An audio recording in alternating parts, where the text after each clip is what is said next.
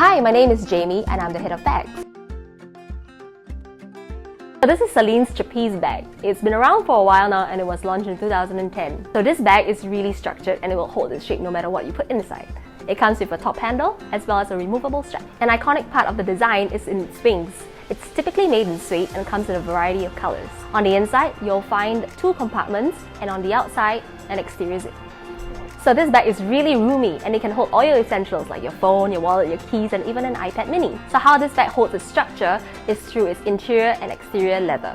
This makes it easy to clean compared to fabric interiors, but it also adds weight. This bag weighs 1 kilo or 2.2 pounds. Something to note about this bag is the way it opens and closes.